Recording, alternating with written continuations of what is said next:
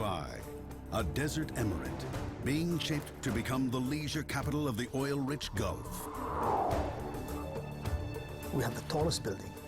We've got the greatest hotels. We are creating something very, very special. A centerpiece of this new Dubai will be a shopping mall designed to outstrip all malls, with 1,200 shops and a slogan as brash as its scale.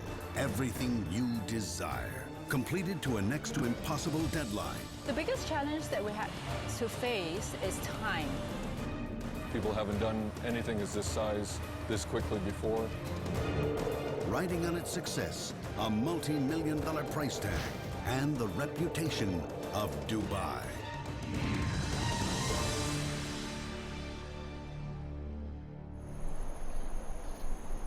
The desert sun rises over the Dubai Mall, the city's shining new landmark. In 3 days, the mall will open. Everywhere you look, over 10,000 workers are frantically racing to beat the clock. Miles of railings left to polish, acres of marble still to clean. Mannequins are waiting for their flashy threads. The mall, sold as the best Dubai has to offer, is now in a desperate race against the sheer scale of this project's ambition. Bob Fields, the new head contractor, is on his rounds. He has a lot of ground to cover. The site contains the area of 50 football fields. Every corner he turns, there's something that needs finishing, cleaning, tidying, and he has to sort it out himself. Lynette, where's Omar? Hurry up, I need him right now. Well, tell them to retract. He's determined that the mall will open on time. It's already missed 2 deadlines. If it misses a third, well, that's down to him. But of the 1,200 shops due to open here, only half are occupied. Some just haven't been fitted out yet, and some have yet to be leased. What looks to us pretty much like a building site, to Bob, is a diamond in the rough. Nobody goes home until 1 o'clock in the morning and everybody's back at 5. Overall, the entire community has come together to cooperate and give us the opportunity to open the mall. It's going to be very exciting. We're going to have SWAT teams that are set up and positioned around the building. We're going to invite the public to come in. Traffic is going to be a challenge. We're anticipating some 50,000 cars every day.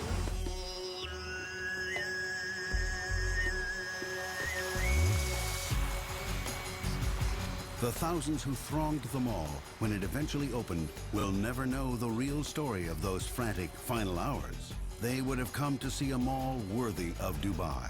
Opulent spaces and shops, row upon row of them. There's a vast aquarium to wonder at, with a massive acrylic viewing panel bigger than any other in the world.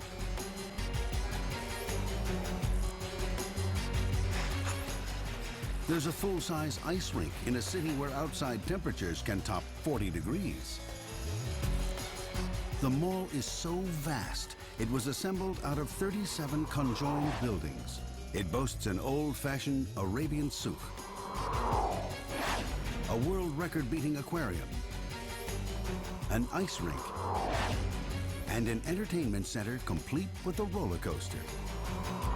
Stretching over 1 square kilometer, it sits on a mega floor space that beats the reigning mega mall in China and dwarfs the Mall of America hands down.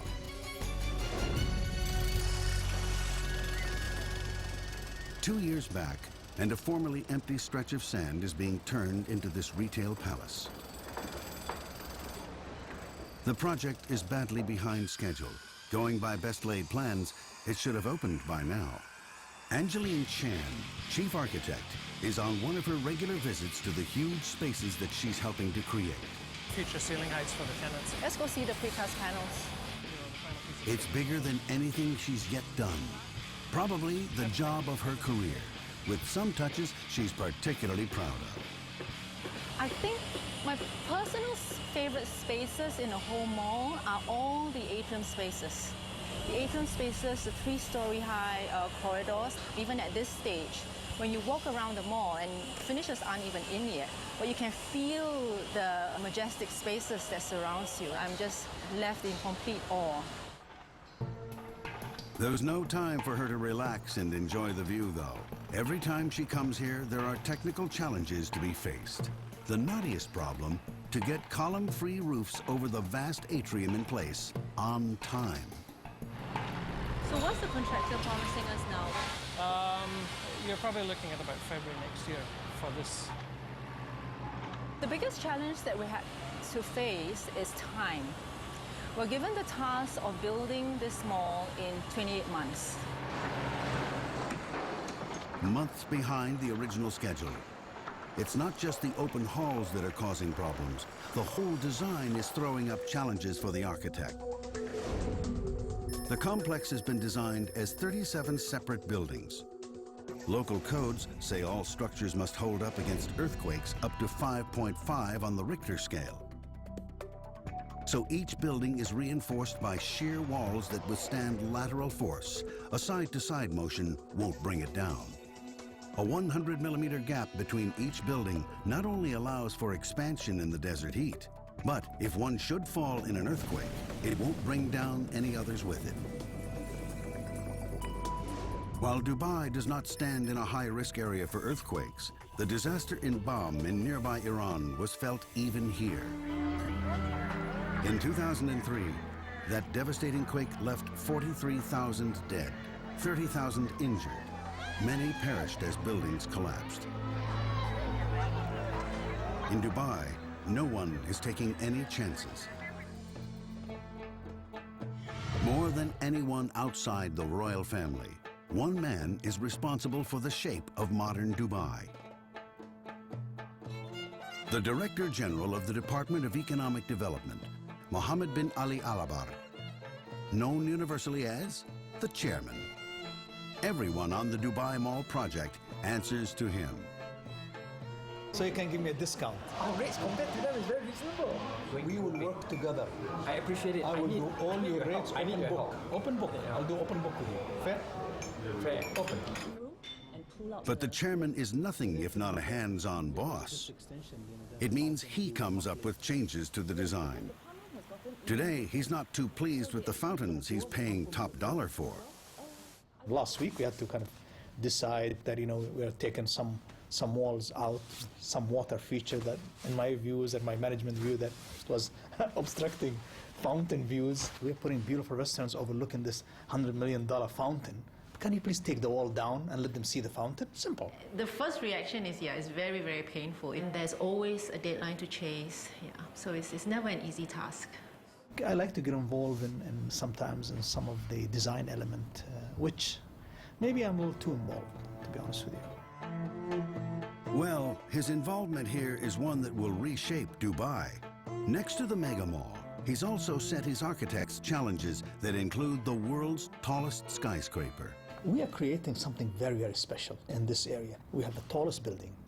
We've got the greatest hotels. It's going to be something that people recognize us. So what the chairman wants, the chairman gets. Back at the site, Angeline has to break the news to the construction head, Jim Scobie. We've been looking at this for about 6 weeks, 2 months. So it's been 6 weeks? What we'd like to do is, if we can go ahead and redesign this quickly and get it to them.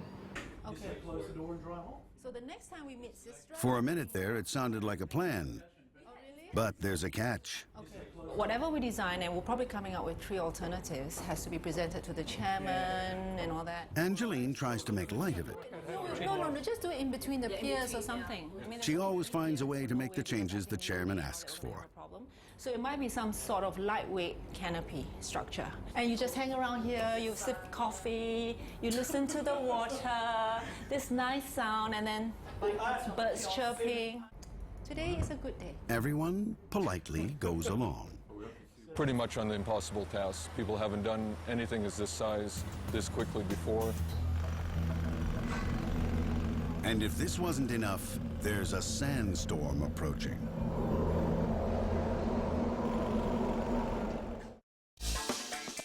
The The Dubai Mall, largest in the world. It holds 95 elevators, 150 escalators, with plans to attract 30 million visitors in the first year alone to its array of glitzy shops.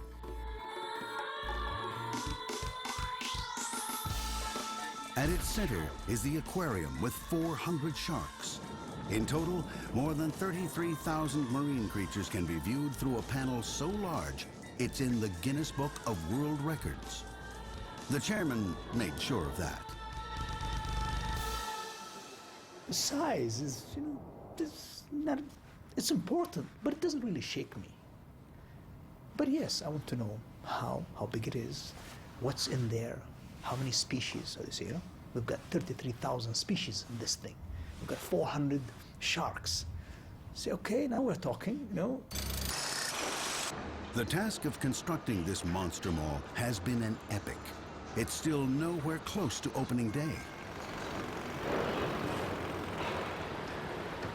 Every day, the night shift of 2,500 workers heads for some well-deserved rest. The day shift of 10,000 workers picks up its tools. It's tough work in the raging heat of the unforgiving sun. Temperatures in the desert emirate can hit over 40 degrees in summer. Heat exhaustion is an ever-present danger, especially for a foreign workforce, acclimatizing to the local weather and the demanding schedule. Currently now, the work on site doesn't stop at all. It's 24/7, 24 hours a day, 7 days a week, during summer, during winter. People say, the difficult we do quickly, the impossible takes us a little longer. And that's what we have to deal with here until you say the chairman's coming and then they say, oh, we'll get her done.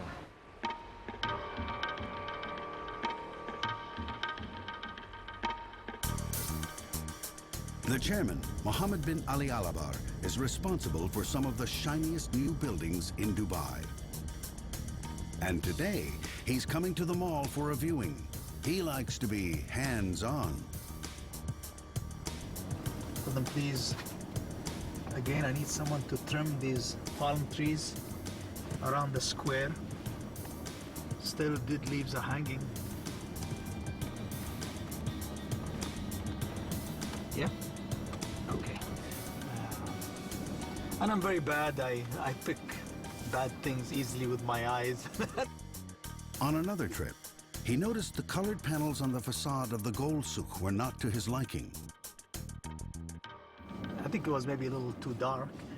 So I said, these shades are not matching from the main road. I said, it will reflect badly on us. I think they had to take the panel down and probably replace. Once it's completed, the mall will open onto a boulevard on the scale of Paris's Champs-Élysées. Now the chairman wants to see how the grand entrance to the mall is progressing. He wants to be sure it'll make the right impression. Obviously, his arrival is treated as a bit of an event, and he's ushered to the high atrium just inside the main entrance. It's going to be a highlight.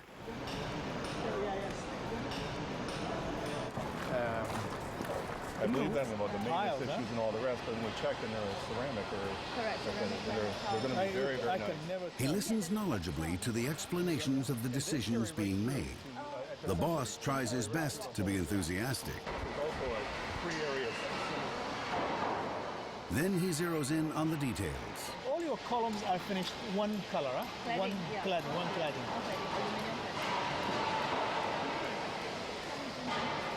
Okay.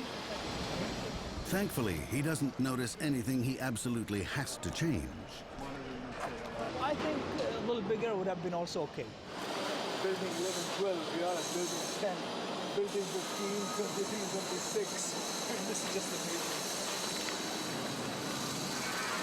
As one building. Well, I just want to go and shake every small guy's hand who put it together brick by brick, who put in the granite floors. I feel like, I want to do the opening so quick, and the opening should be for them. Thank you, guys. In another part of the mall, the little guys are frantically rushing for opening day. One of the most important attractions at the mall will be the aquarium. Once done, it's designed to impress. That means it's going to have to be big. It will hold 10 million liters of water, equivalent to 4 Olympic-sized pools, and acrylic panels 750 millimeters thick will hold back the enormous pressure of the water. By heating and cooling the panels, the joints will disappear, creating a single panel so big, it'll make the Guinness Book of World Records.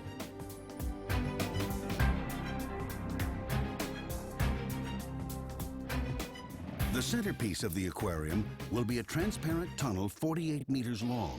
Sitting at the tank floor, 10 meters down, it will be subject to immense pressures. Iron rings help to keep its shape. It has used up the entire supply of acrylic from 2 factories for a year.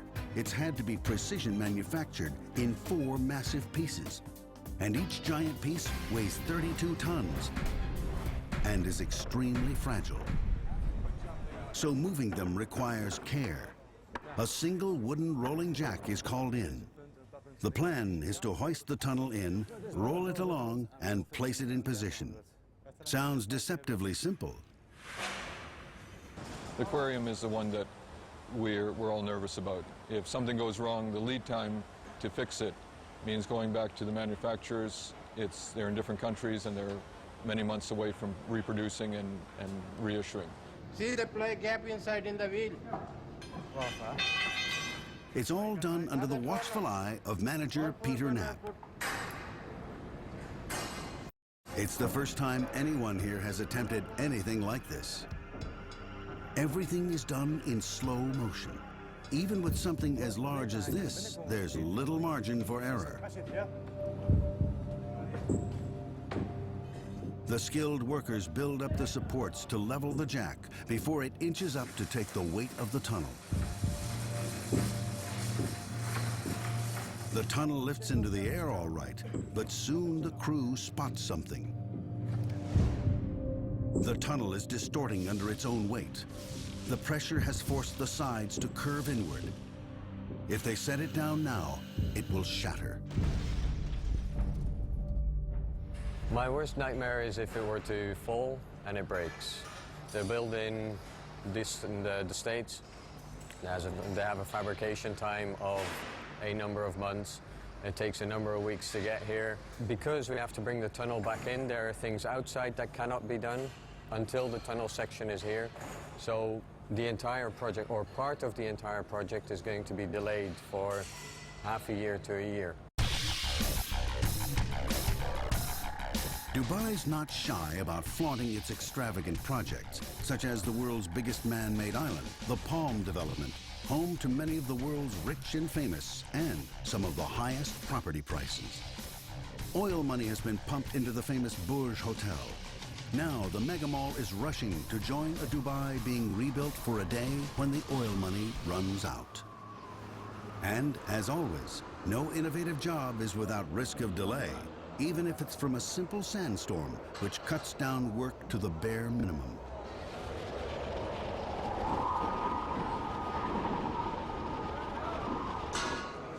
The next day, after a night of head scratching, they've come up with a new idea to move the aquarium tunnel into place. In theory, the plan should work. The measurements add up. So they spread the load, and the tunnel is now balanced across 2 separate jacks. The supports come down piece by piece, and slowly the tunnel inches downwards. But just when they think the plan is working,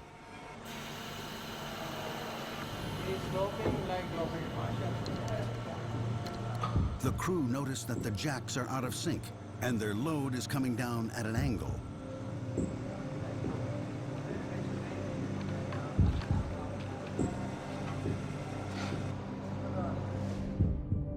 The pressure of 32 tons of acrylic is concentrated onto one corner. If they try to set it down, the edge will snap off. It's not an easy job. There is stress because If something goes wrong, there's, you know, the consequences on it, so that does put quite a bit of stress on you. Peter keeps at work, adjusting with his control units, balancing the two jacks carefully, keeping the tunnel straight. After 8 hours, he thinks he's got it right. No one knows for sure until the tunnel hits bottom. All that remains is to haul it into place with a rather simple lever and pulley system. Only another 3 pieces to go. When they're all in place, they will be welded together, made watertight, and covered with 10 million liters of water.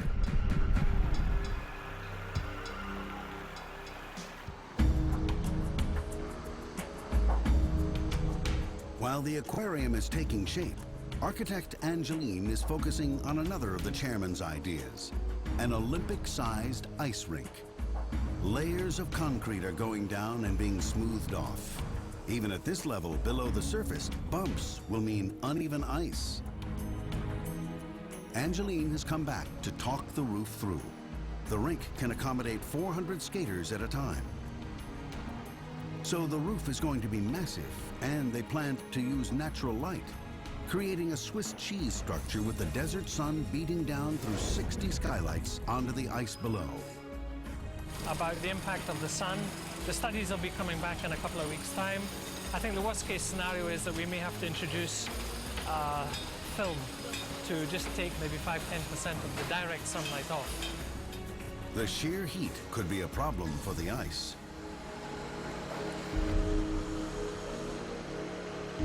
An ice rink is rather like an ordinary fridge. Pipes are laid through the concrete. Cold glycol will be pumped through them from refrigeration units. This will freeze the concrete, and then the ice will be built up on top of it, layer by layer. But having skylights above means the ice must be kept 2 degrees colder than a rink in a temperate climate.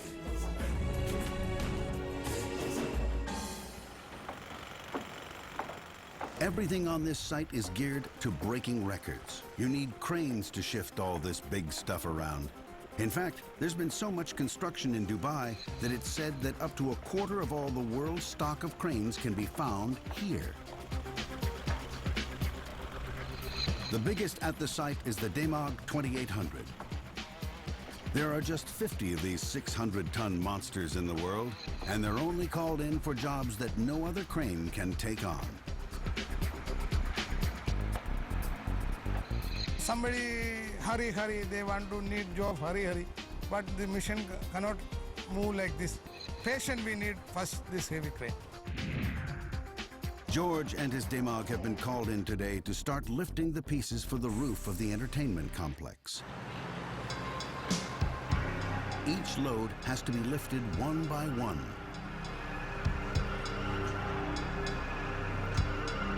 A job which requires all the patience and experience George has gained in his 26 years with his crane.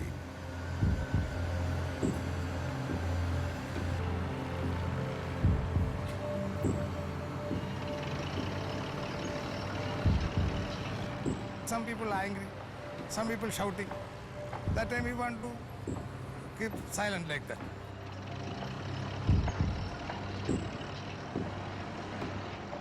The roof of the entertainment center will be put together like a giant jigsaw puzzle. Supporting a huge span with no columns below is difficult enough. But this roof has thousands of pipes, beams, nuts and bolts. Because in Dubai, they not only like things big, they like them complicated. The easier way would be to build a simple flat roof.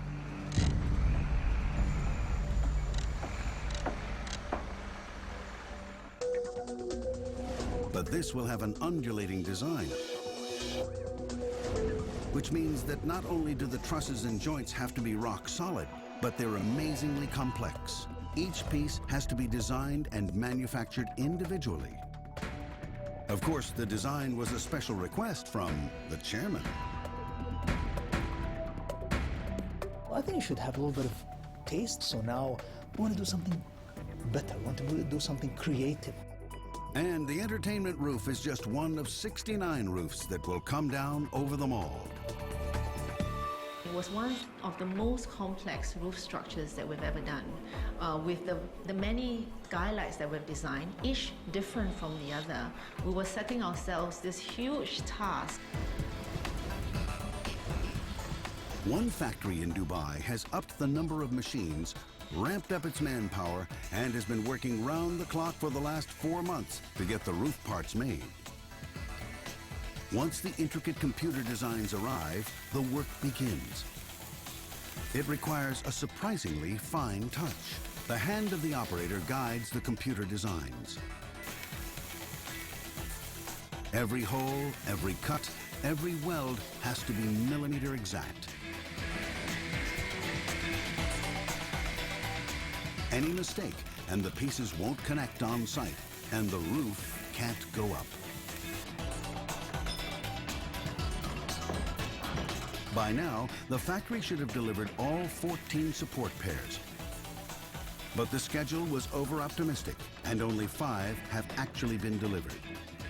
Extra jigs have been fitted to speed up the work, though no one knows how soon all the trusses will be ready.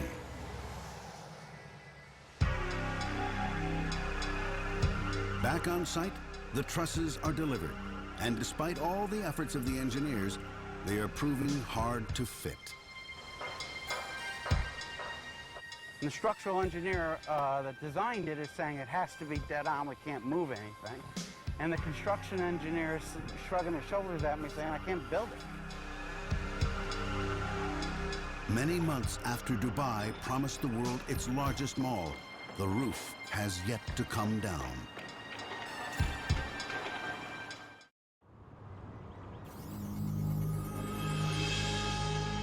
For centuries, Dubai has been a trading post.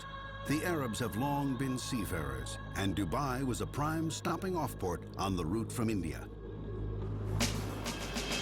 Wander the streets, and you find many traditional shops and markets, the souks of Arabia.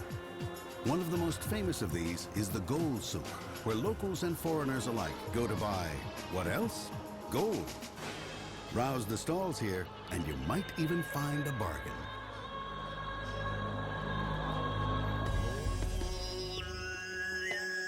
The plan is to include an echo of the gold souk in the brand new 1 kilometer square Dubai Mall.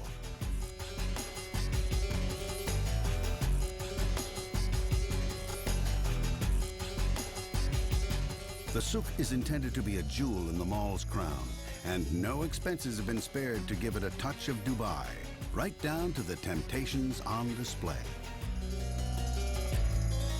We have it's a piece of iPod, pure gold, 18 karat, and it's with the 5 carat diamonds. We're talking approximately this one like $35,000. The Gold Souk is just part of this world record-beating mall. Among its 1,200 shops is a record-breaking aquarium, an Olympic-sized ice rink, and an entertainment center complete with a roller coaster under its massive roof. It's a mall that could not be built without a grand ambition. This is huge. We will be having almost 30 million people coming in annually to this mall. So my challenge was still and then is that how can I bring people with maximum comfort and let them go home with maximum comfort, which is a challenge personally for me. For people to come to this mega mall and make it worth building in the first place, it's going to have to be a pretty special experience. So the chairman was very careful in his choice of architects. Angeline Chan heads a team of architects on this project. They started with just 6, but now... At its peak, we had about 90 architects on site. The job they had, to make the mall function at a human level. Not easy, and this job was left in the hands of one of her team members, T, an expert in getting people around large buildings without getting lost. Dubai Mall is basically like, a huge quadrant, you know, so that's the circulation area that you move around. The loop keeps shoppers moving through the mall. With no side alleys and narrow passageways, people won't get lost and can spend their time spending money.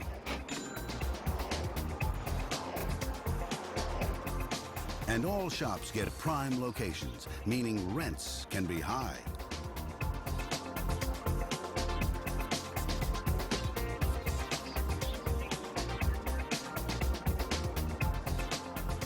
For the less intrepid shopper, the architects also designed a shortcut through the loop. This leads past the Aquarium, a landmark to help shoppers keep their bearings. The architects also resorted to a tried and tested trick.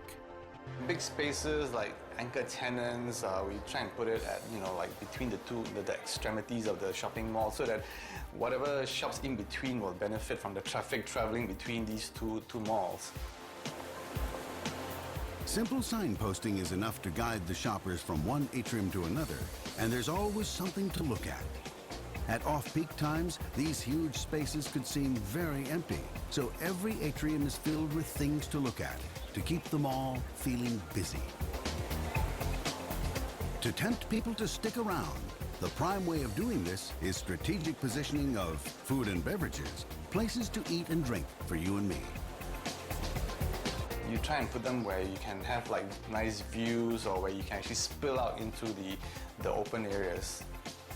Outside the mall, when the desert heat is less intense at night or during winter, the chairman's multi-million-dollar fountains have been designed to keep the diners lingering and tempting them to come back.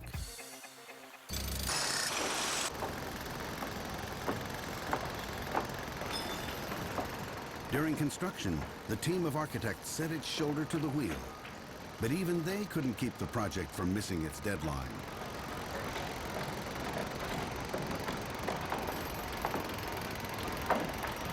Months past the mall's original date for opening, and the roofs are still only going onto the individual buildings, each one different and bringing its own headaches with it.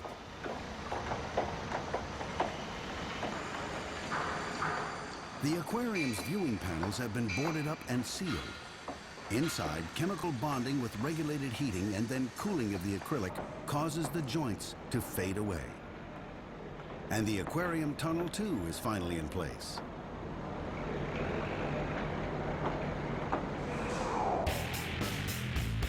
In the meantime, the lead contractor has changed. Bob Fields is now in charge, bright-eyed and bushy-tailed. Hey, Hank, can you send somebody over to tenant space GF 110 and have the graffiti removed from the wall? The structural steel's just been completed, so we're going to be cladding it and putting glass in it here shortly. But Bob is just getting to know how the chairman is running the project. We did have a chairman's meeting just a few days ago. I mean, we're still very much committed to June 30th. They also communicate to us clearly that we cannot miss. We cannot miss the date.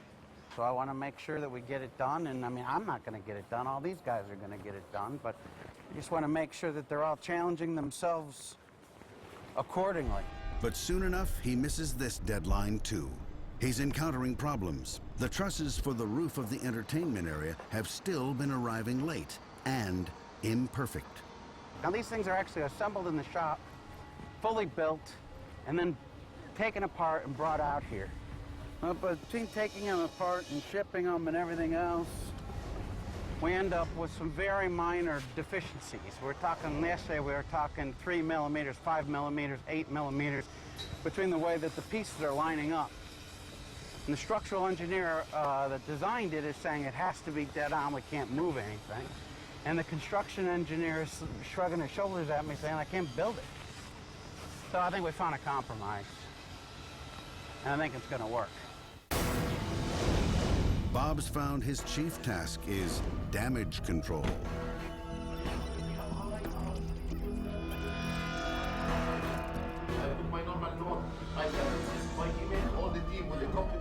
If a guy has an issue, he needs to come because that's where the rubber hits the road.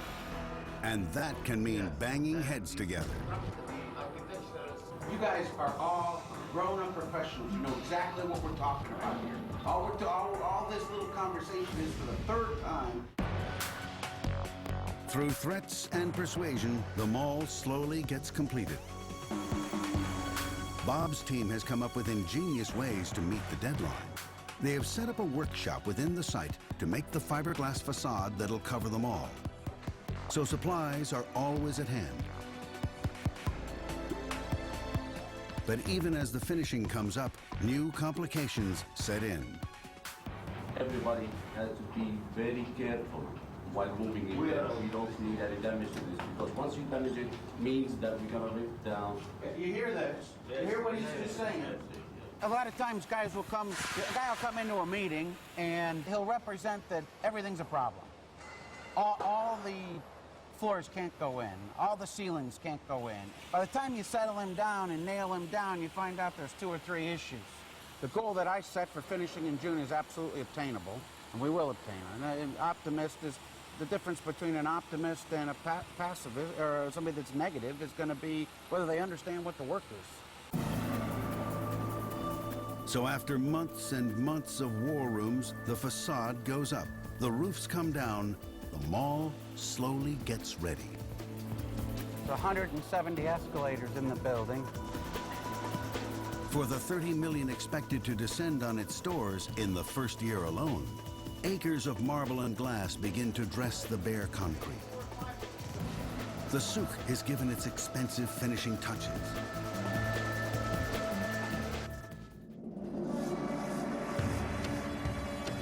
Finally, the mall can look forward to some kind of opening.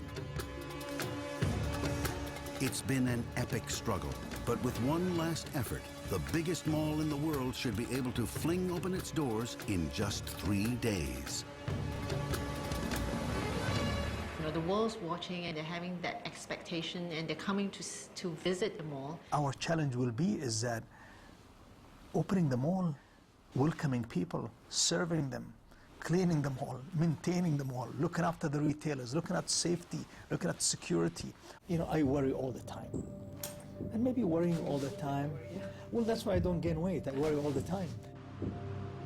And he has plenty to worry about.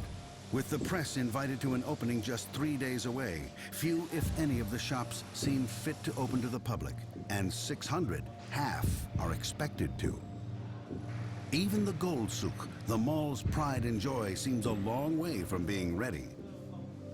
But the gold-colored panels the chairman wanted changed has been done, even if the boulevard isn't quite looking like the Champs-Élysées yet. But in any crisis, there's always the optimist.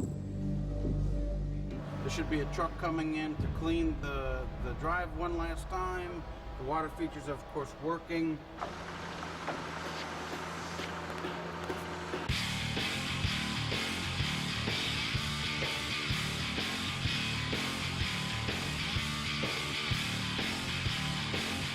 And so, with 72 hours to go to the grand unveiling, Bob makes his final tour, observing, ordering the final touch-ups. Lynette, where's Amar? Hurry up, I need him right now. Well, tell them to retract it. At the ice rink, the Swiss cheese skylights have come in. But the final layer of ice is still being slowly, painstakingly frozen.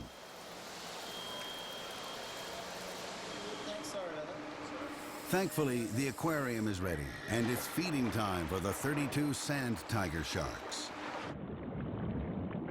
Lunch is usually slices of mackerel and milkfish. Expensive tuna is on the menu as the occasional special treat. The sharks only consume about 15 kilograms of food daily, a tenth of all the food the kitchen prepares every day. Unless they get regular meals, the sharks could wreak havoc in their enclosed environment. We have the largest stock of sharks anywhere in the world. In the sea, they would take every opportunity to feed that would pass them by.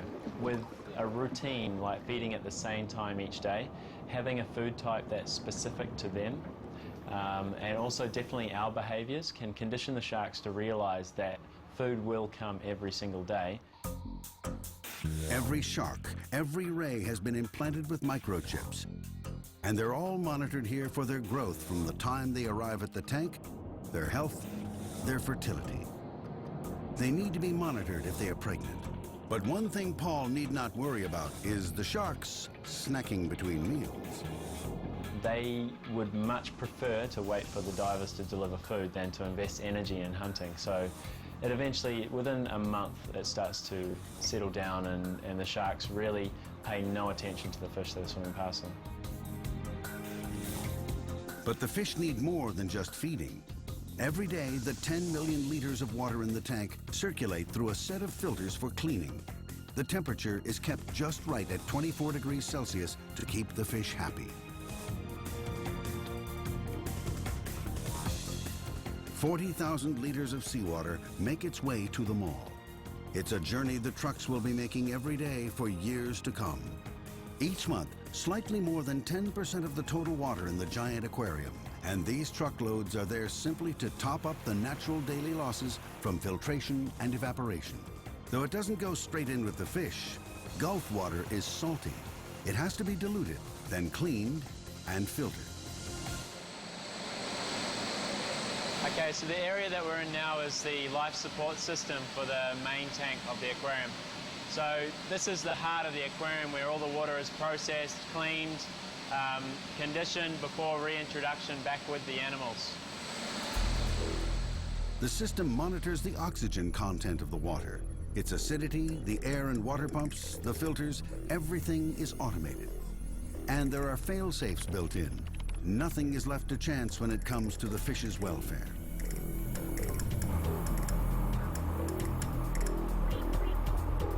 So if, let's say, a pump was to fail down in the basement, and that pump was responsible for sending new seawater to the aquarium to top it up when we lose seawater through our foam fractionators.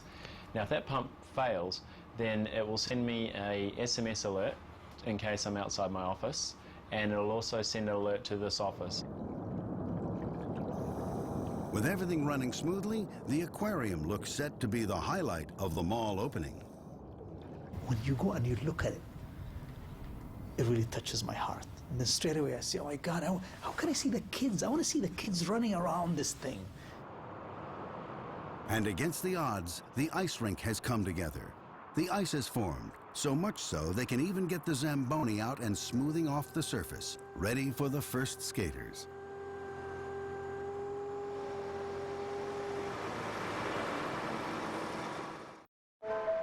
And so, it's finally the night before the opening.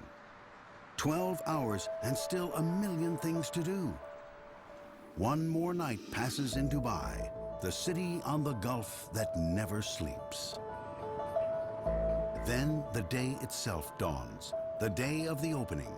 Inside the mall, the aquarium is getting a Guinness Award for the largest viewing panel. The chairman had no plans to attend. There was only a handful of press present at the aquarium. Late in the night before, the decision had been taken not to open to the public. It was not opening because it was not ready. We felt that it wasn't ready to receive such a big crowd. It would not have been able to cope. You know what? It could be a month, 2 months late. In my business, this is once in a lifetime. And for us to do it well and to do it right, 1 month, 2 months, that's fine. Even if the signs declare the Dubai Mall open, once again, it's missed its deadline.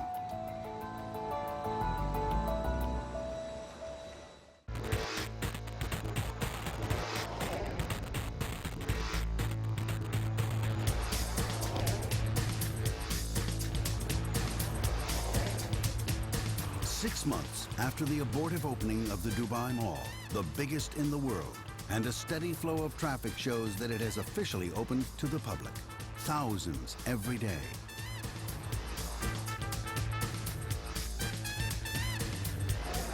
The massive atria are now filled with people, livened up with the noise and bustle of marching bands and stilt walkers.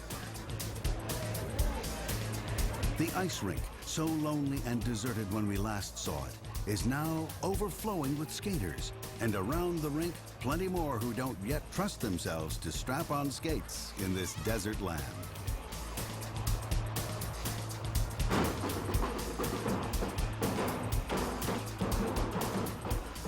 most importantly, the shops that have opened seem to be doing brisk trade, just as planned. Women in this region are different than the Western world. They don't go to baseball games, they don't go to tennis games, they don't participate in sport like water river rafting or mountain climbing. So shopping is a very serious issue in this society.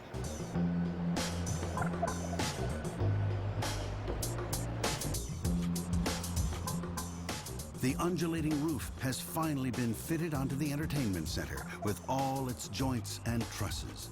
Though whether it's strictly accurate to say that the delay is just 1 year is also open to question. The actual entertainments inside are far from finished. Mock streets look down onto yet another construction site, though the track for the roller coaster is at least in place. It's going to take some while yet to fill this space and open it to the public. Frankly, with the many changes, it's a wonder it's got even this far. The mall is open, it's functioning, and people are visiting. Opening any mall this size is a gamble, but one done in true Dubai style, it may yet pay off.